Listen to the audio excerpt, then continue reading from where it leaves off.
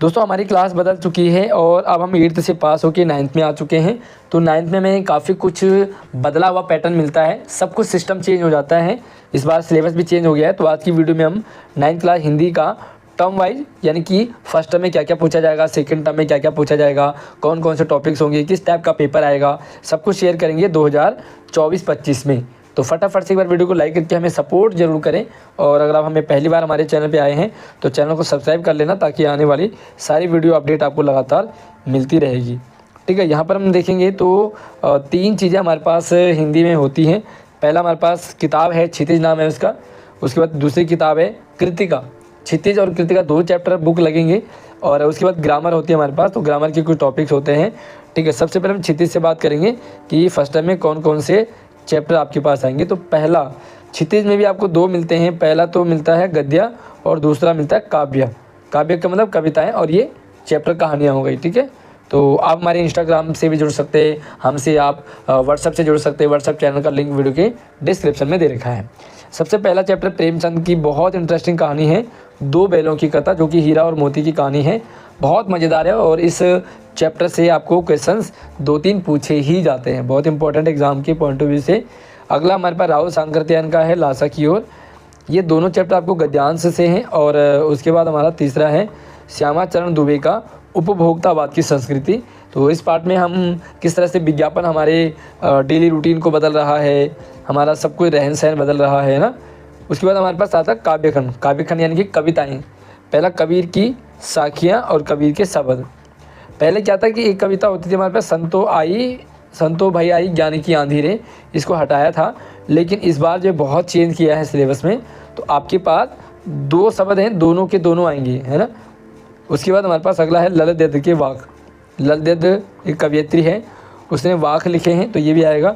और हमारे चैनल पे आपको सारे टॉपिक, सारे पॉइंट, ग्रामर की सब कुछ वीडियो बनाई हुई है, जाकर के वीडियो को डिस्क्रिप्शन में ज़रूर चेकआउट कीजिए।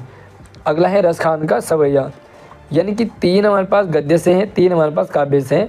6 चैप्टर हमारे पास MC मतलब ये जो फर्स्ट टर्म में पूछा जाएगा। उसके बाद देखेंगे तो कृतिका। ठीक है, कृतिका से बात करेंगे तो कृतिका से हमारे पास 1 चैप्टर पूछा जाएगा, वो है फर्स्ट टर्म में। फर्स्ट टर्म में फणीश्वरनाथ रेणु का इस जल प्रलय में, बहुत ही इंटरेस्टिंग है ये कहानी। और आइए देखो, एक ही चैप्टर रहेगा आपके पास। मतलब अगर मैं चैप्टर की बात करूँ तो फर्स्ट टर्म में 3 गद्यांश से क्षितिज, 3 काव्यांश से और 1 आपको कृतिका से। तो टोटल 7 चैप्टर आपको पूछे जाएंगे फर्स्ट टर्म में।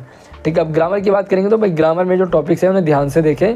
और हमारे चैनल पर इन सभी टॉपिक्स की वीडियो प्रैक्टिकली आपको क्लियर हो जाएगी, मिल जाएगी। तो हमारे पास शब्द निर्माण यानी कि उपसर्ग और प्रत्यय आएगा। कितने नंबर में? 4 नंबर में, 2 उपसर्ग के 2 प्रत्यय के। उसके बाद रहेगा हमारे पास समास। तो समास के अलग अलग टाइप हैं, बहुब्रीहि समास हो गया, द्वंद्व समास हो गया, द्विगु समास हो गया, अव्ययी भाव हो गया, है ना।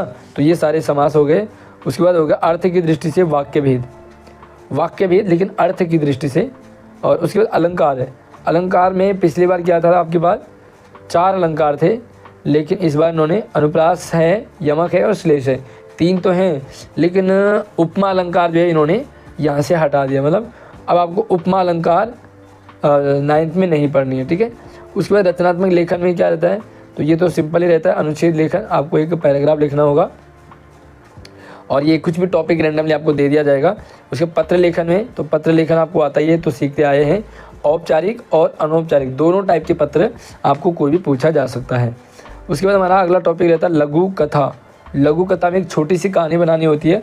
कुछ आपको जैसे पॉइंट्स दे रखे हैं, तो आपको बहुत बड़ी नहीं, तो छोटी सी कहानी आपको बनानी होती है इस लघु कथा लेखन में। उसके बाद टॉपिक हमारा ईमेल लेखन। तो ये ईमेल लेखन का जो फॉर्मेट है वो भी मैंने अपने चैनल पे डाला हुआ है। संवाद लेखन, डायलॉग राइटिंग, तो 2 लोग आपस में बात कर रहे हो, ये आपके संवाद लेखन हो गया। उसके बाद बात करते हैं सूचना लेखन।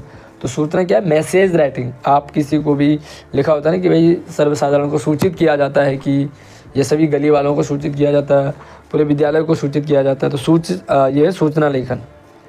उसके बाद हमारे पास रहता है अपठित गद्यांश और काव्यांश से। अपठित और पठित दोनों से आपको पूछा जाएगा, ये आपके फर्स्ट टर्म में। तो इसी के साथ ही जो हमारे पास पुनरावृत्ति होगी और मिड टर्म एग्ज़ाम हो जाएंगे। मिड टर्म एग्ज़ाम आपके सितंबर अक्टूबर में लगभग हो जाते हैं। तो ये जो सारा सिलेबस आपको सितंबर में कंप्लीट कर लेना है, ताकि आपके एग्ज़ाम की तैयारी अच्छी हो जाए। तो फर्स्ट टर्म का आपका हो चुका है। अब हम सेकंड टर्म की बात करेंगे क्षितिज, कृतिका और ग्रामर में। उससे पहले जो है आपको वीडियो लाइक ज़रूर कर लेनी है ताकि हमें सपोर्ट मिलता रहे आपका। और एग्ज़ाम का क्या पैटर्न रहेगा, कौन कौन से चैप्टर हटाए गए हैं, वो भी सब हम बात करेंगे आपको इस वीडियो में। साथ में और भी बहुत सारा मटेरियल आपको हमारे चैनल पे मिल जाता है, सारी अपडेट मिल जाएगी, तो आप चैनल को सब्सक्राइब जरूर कर लीजिए। ठीक है, सेकंड टर्म की बात करेंगे तो ये रहा जाबिर हुसैन का सांवरे सपनों की याद। ये सेकंड टर्म में पूछा जाएगा, पहले इसे फर्स्ट टर्म में पूछा जाता था। और हरिशंकर प्रसाद जी का एक व्यंग्य है प्रेमचंद के फटे जूते, ये वाला उन्होंने आपके पास आएगा। और महादेवी वर्मा का मेरे बचपन के दिन, ये आपके सेकंड टर्म में है। और काव्य में देखेंगे तो कैदी कोकिला, ये माखनलाल चतुर्वेदी का है। उसके बाद हमारे पास है सुमित्रा नंदन पंत का ग्रामश्री, तो ये ग्रामश्री भी आपके पास सेकंड टर्म पे पूछा जाएगा। उसके बाद मेघ आएगा आपके पास सेकंड टर्म में, 15वां चैप्टर है। और उसके बाद बच्चे काम पर जा रहे हैं, ये बहुत ही अच्छी कविता है। और आप राजेश जोशी जी का बच्चे काम पे क्यों जा रहे हैं वो समझ सकते हैं। तो ये आपके पास क्षितिज के। अब हम कृतिका की बात करेंगे तो एक बार कृतिका का भी देख लेते हैं। यस, ये कृतिका का मृदुला गर्ग का मेरी संग की औरतें, ये वाला चैप्टर आपके पास आएगा। और रीढ़ की हड्डी, बहुत मज़ेदार चैप्टर है रीढ़ की हड्डी, तो ये वाला चैप्टर आपको आएगा। और अगर हम ग्रामर की बात करेंगे तो ग्रामर में जो आप अभी तक फर्स्ट टर्म में पढ़ चुके हैं वही सेम आपका रिवीजन होगा। उपसर्ग प्रत्यय की रिवीजन हो गई, समास की रिवीजन हो गई, अर्थ के आधार पर वाक्य भेद की रिवीजन हो गई, अलंकार की रिवीजन हो गई। तो ये आपको सेम जो फर्स्ट टर्म में पूछे गए वही पूछे जाएंगे। और उनमें आपको अच्छे से मतलब ग्रामर में बढ़िया नंबर आप ला सकते हैं।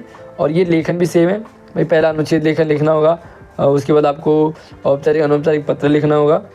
और ये लघु कथा, ईमेल हो गया, संवाद, सूचना लेखन और अपठित।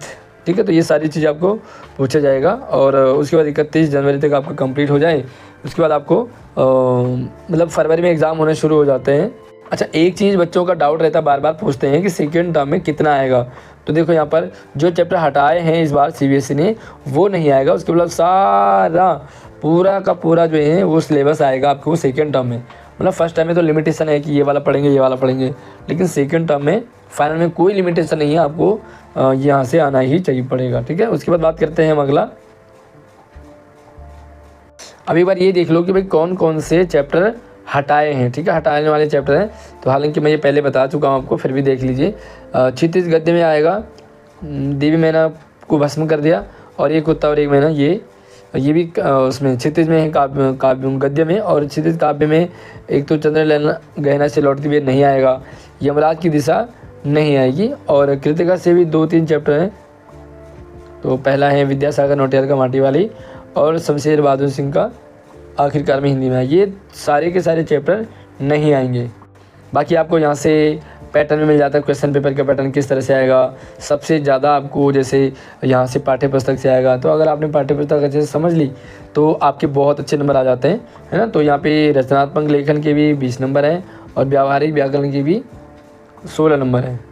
और जो फाइनल पेपर आएगा वो कैसे आएगा, तो यहाँ पर आप देख सकते हैं कि पेपर आपका 3 घंटे का होगा। अभी तक वो 2.5 घंटे का हो रहा था 8वीं तक, तो अब 3 घंटे का होगा। और यहाँ पे आपको 60 नंबर का पेपर हो रहा था, अब आपको 60 नहीं बल्कि पूरे 80 नंबर का आपका पेपर होगा। और ये कुछ इस तरीके का पैटर्न जो मैंने आपको पिछली वीडियो में शेयर किया हुआ था। तो आई थिंक आपको सब कुछ क्लियर होगा क्या क्या पूछा जाएगा, क्या क्या नहीं आएगा, है ना। तो अगली वीडियो मिलते हैं, तब तक आपने ख्याल रखिए और चैनल को सब्सक्राइब जरूर कर लेना। धन्यवाद।